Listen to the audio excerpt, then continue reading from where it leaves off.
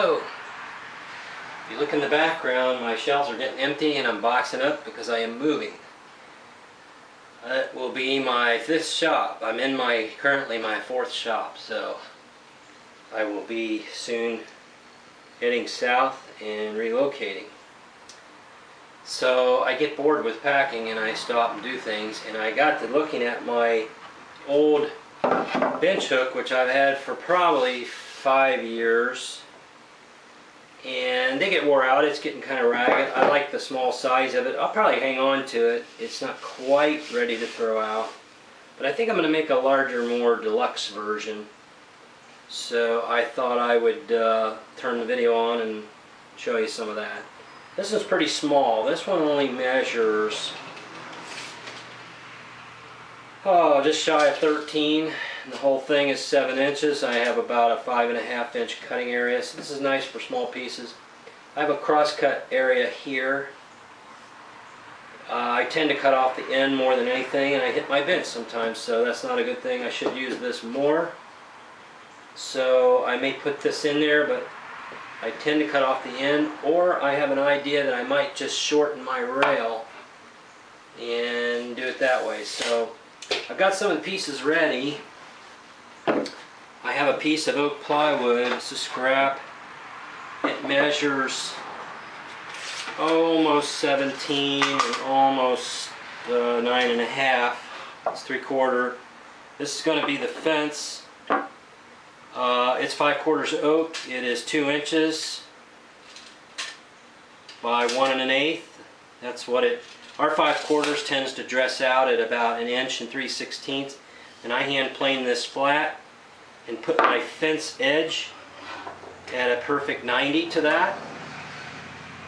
So that's done already, and that means this face is a reference face and this edge is a reference edge. It actually want to go down. And if anything's wrong, it's the top face. But I worked on that and it should be awful close. That's dead nuts. And that reads dead nuts. So if it's out at all, it's out on the top, and that doesn't matter. So that means the bottom reference is the reference face, and then of course the fence edge is the reference edge. That'll go down. I'll glue that. And probably this time around I'll stick some screws from the bottom up. And the last one I just screwed them right through the top. I wanted to make sure I had screws nicely spaced for my cut line, but I think this time I'll do it from the bottom up. And I can always add a screw if I make a cut line and feel like I need an extra screw. My hook piece is going to be square stock of 5/4. It's nice and square. It's not been planed, but it doesn't show, and the main thing is that it's square all the way around. Some edges are prettier than others, but I'm going to turn this as the edge. I'll call that my edge, and I'll call this my reference face. So that will go up under there, and that's my best 90-degree corner. And it's been cut to length to match this piece. So watch along and I will get this put together. This time around, this was MDO plywood. Our American MDO is medium density overlay. It has like a paper, high density paper face. It paints nice. It's almost not waterproof, but very water resistant. They use this product for roadside signs, and then they're usually green in the United States, green or blue.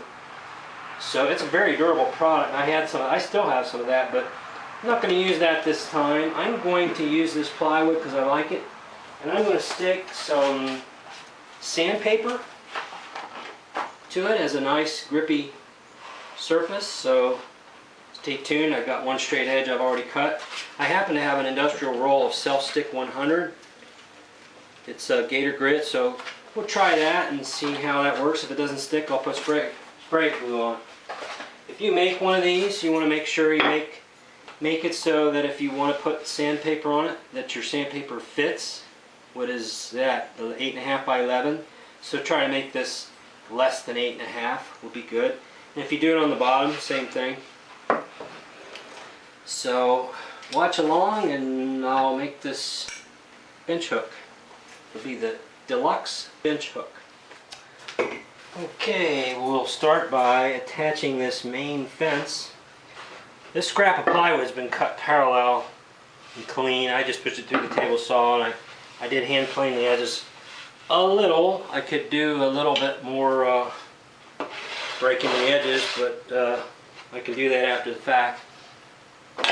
So I'm going to turn this face down.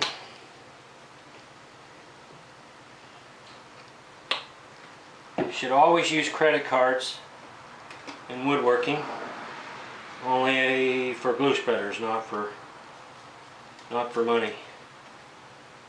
I don't know why people want to touch glue and spread it with their fingers. That always surprises me that people do that.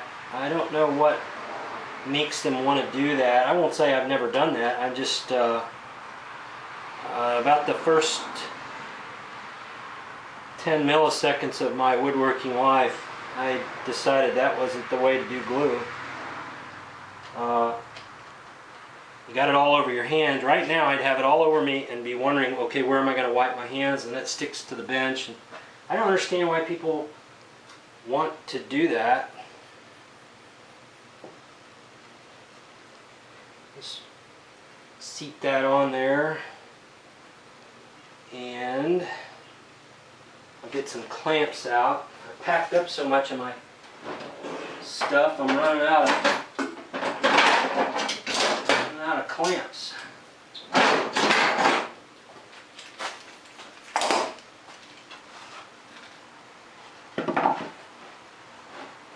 One way I could do this is put this in here and line this up. Doesn't have to be utterly perfect, but if I cut this back, I'll lay it out and cut it in place so that I know it's 90 and everything's square.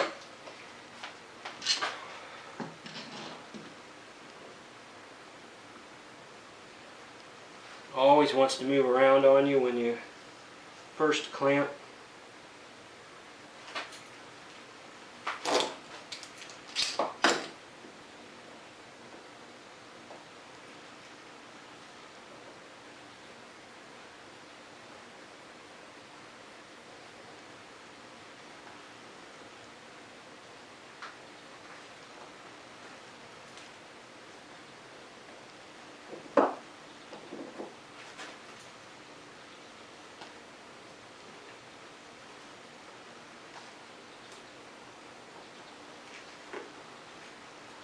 This is some of my old Elmer's glue from the gallon jug that I talked about in another video.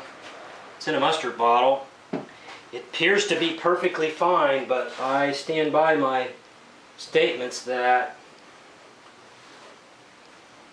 you should pitch glue after a certain point because it does have a shelf life. Okay, I think I'm going to live with that. Put some screws in the bottom.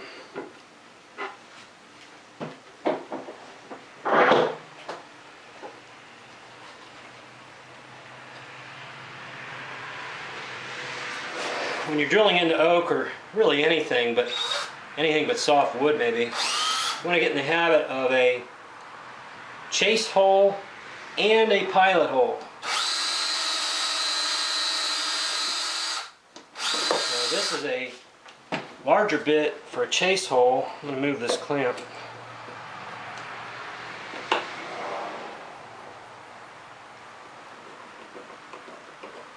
Like that. This is a smaller bit for a pilot hole in the oak.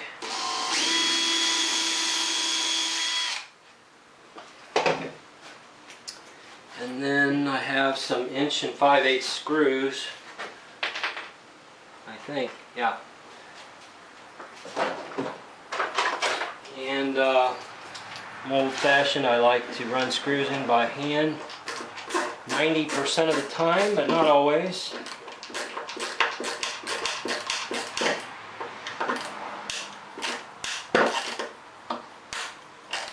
Did not countersink these.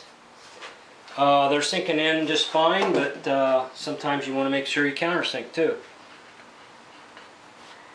I'm going to go with that. I'll do one here. I'll do two here in case I put a cut line, and I'll do two in here. And I'll just have to plan out the cut line by the screw.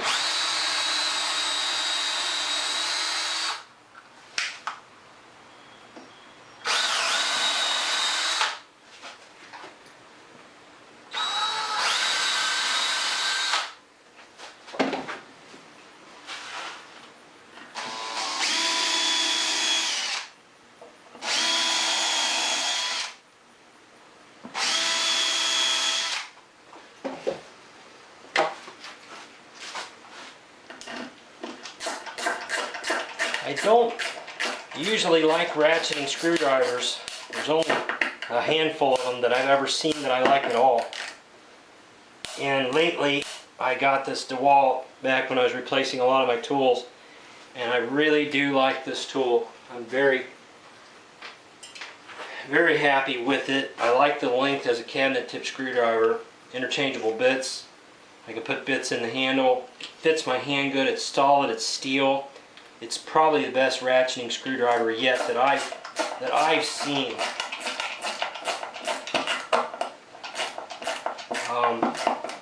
So I'd have to tell DeWalt good job on that, because very seldom do I like ratcheting screwdrivers. I mean, I like them if they work, but I very seldom been satisfied with the function and how well they're made. And typically badmouth ratcheting screwdrivers. Okay, there's a fence. Some shavings and wipe this glue off.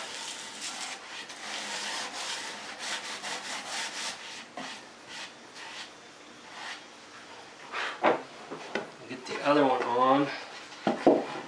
Any squeeze out here can be taken out with a chisel, or you could get it now, but take your credit card, get it out of there if it bothers you. Not much there. It's very clean. That should be 90, unless something went wrong on screw driving. That's dead 90.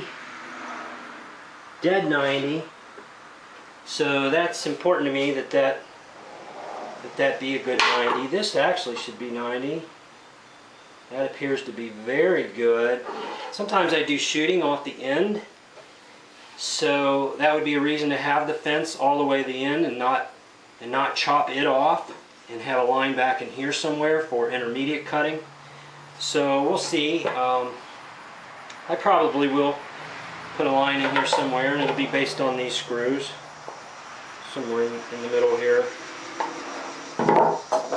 Some people put 45s in it and go ahead and make it a combination bench hook, sawing aid, shooting board somewhat, at least for square edges. I don't like shooting right on my bench because my bench gets tore up enough anyway, so I don't feel like I should shoot on top of it, running planes on it, but some people do that. So they've got really an all-purpose bench hook. They've got your standard bench hook as a sawing aid. They've got a mitering station, and they shoot off the end. So, and I've done that before, and it's tempting to do it again, but I like my shooting board for what it is. Now I've marked my face, which goes up, my edge goes down, which would hook to the bench. That's my best 90. It'll go like that. So I'll just put a little glue on that. Almost had too much on the other piece. I've learned the hard way not to short myself on glue. But there is such a thing as enough. I probably have more than enough here. So once again, a little bit extra. See how nice a credit card is? You can scrape and clean up excess so quickly. Have a scrap or rag or something to wipe it on. You don't wipe it all over you. You don't get it on your bench. It's the way to go. Edge goes this way. Face goes up. So like that.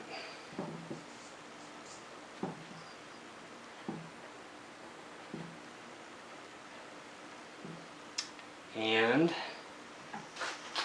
we will put a clamp on it.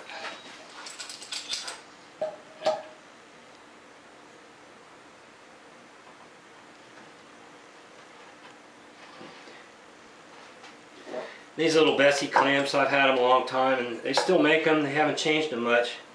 I really don't like them. They move around a lot. They're cheap and they feel cheap. They're cheap and they clamp cheap. For the same money, basically, you can go to Harbor Freight and get these blue ones, but these blue ones are not all made the same. You want to get the blue ones with the blue handle. They just flat work. And they're very cheap. Sometimes you'll catch these on their promotional special. You'll see these for $2 or $3. $2. Okay, that's got that. I think I will screw from the top down and the sandpaper will cover it. So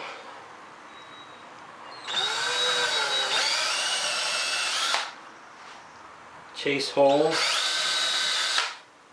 I'm not drilling all the way through. I'm almost going through the 3/4 plywood. There's really an art to drilling and pre-drilling. People just kind of don't do it anymore, and they should.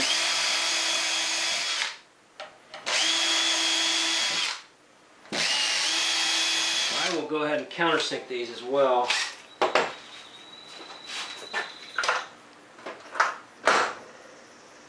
I can find my countersink. Well, I found it. It was right in front of my nose.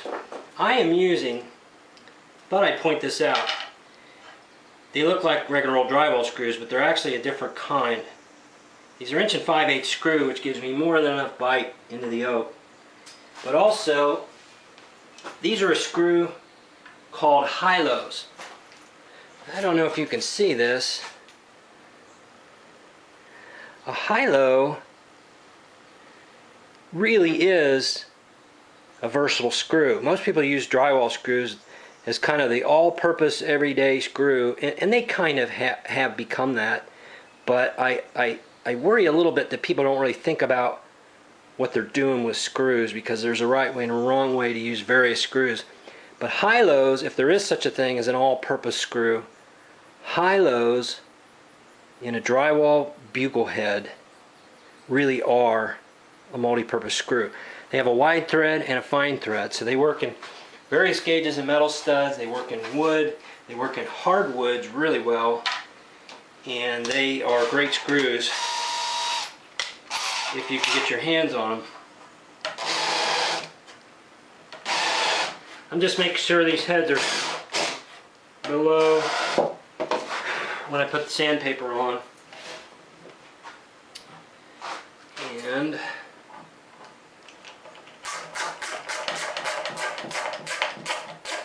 one reason I like using a screwdriver is I never break screws hardly ever by hand.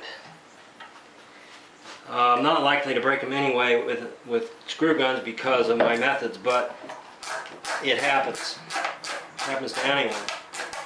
And by hand you can just always intimately feel what's happening with that screw, and you're so much less likely to snap a screw off. And that's one reason I use them.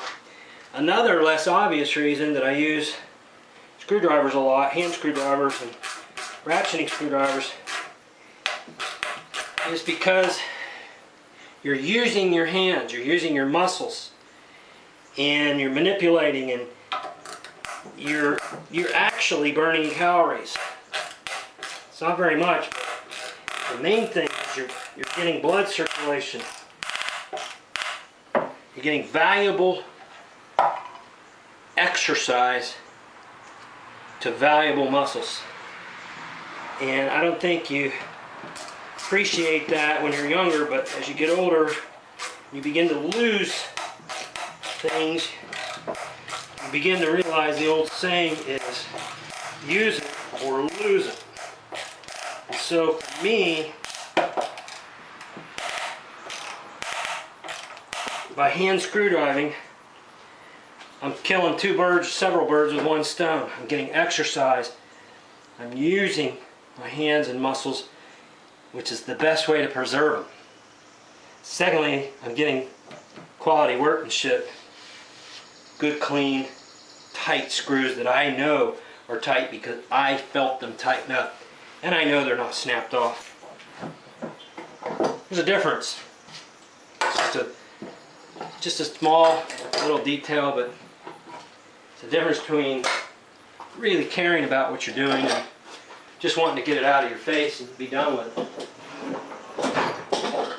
Which is sometimes what you got to do. But when you don't have to do that, why work that way? And I'm clamping in here just so it's still and stiff, and adjust the camera. And we'll stick this sandpaper. It will stick. I've had a lot of this for years, and sometimes this dries out and loses its stick. It's got a real straight edge here. I've got this fence edge here, so I will stick this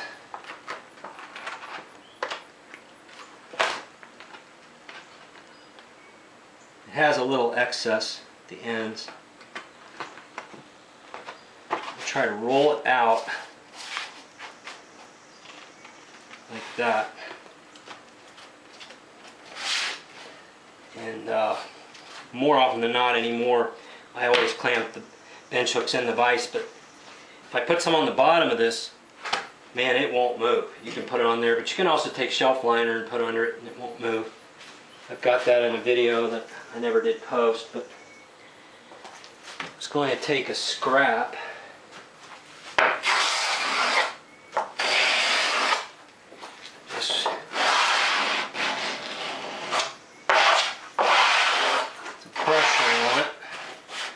That and brush it off.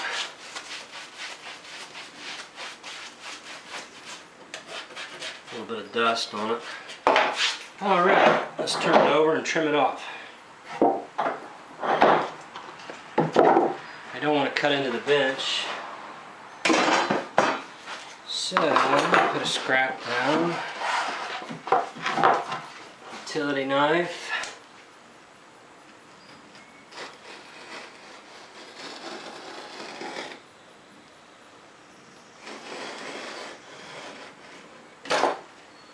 That out of there.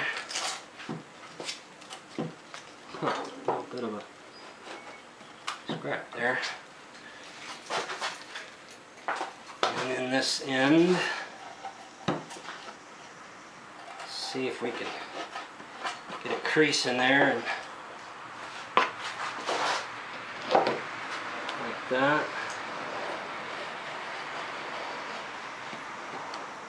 Cut out.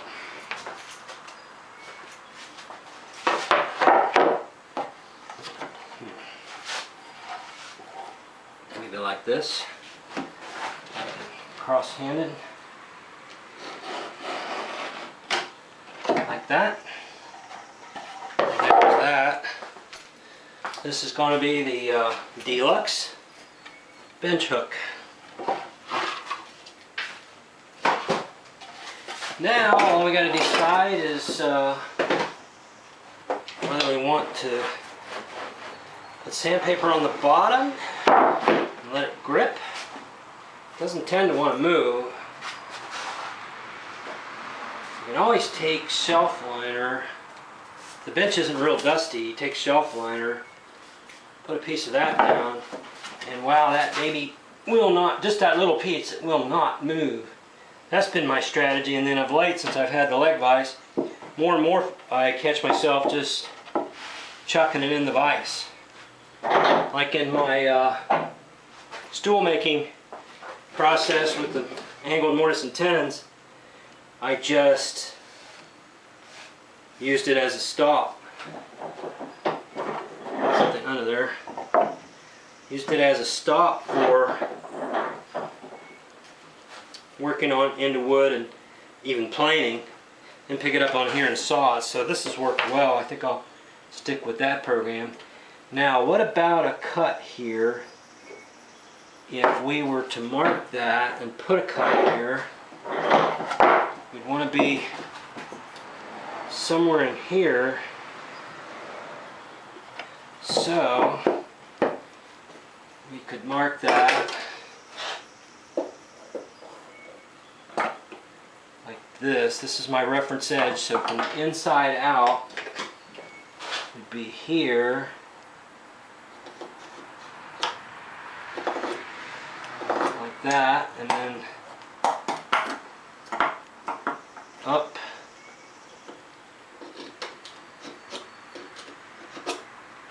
Like that, and then down on the back, just for tear out. Sweating all over the place. The shop is 86 degrees and muggy in here, which is fine with me. It's just, it is hot. Polish off the cold straws. Okay, let's cut that. I think I'll go ahead and make a, got a knife mark there. I think we'll go ahead and take the DeWalt chisel and cut into that with the cobalt saw.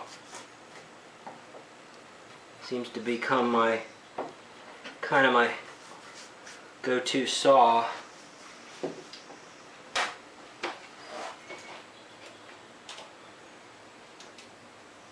Already packed up for moving. I've got blade guards on.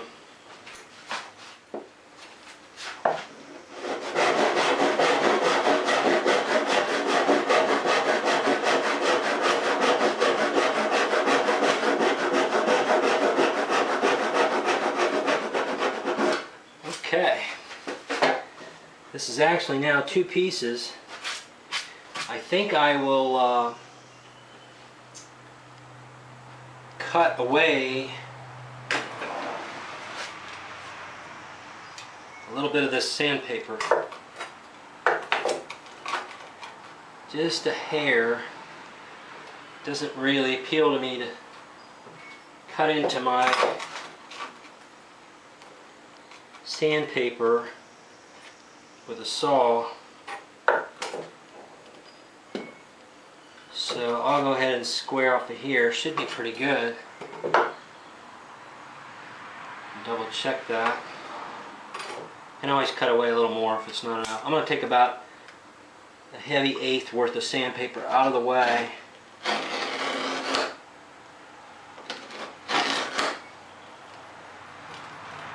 Almost a quarter, almost an eighth on each side of that saw cut. See if I can peel that off of there. Like that. I already boogered the front there, but it's not going to hurt anything. So, there it is. That's so my saw can cut down in.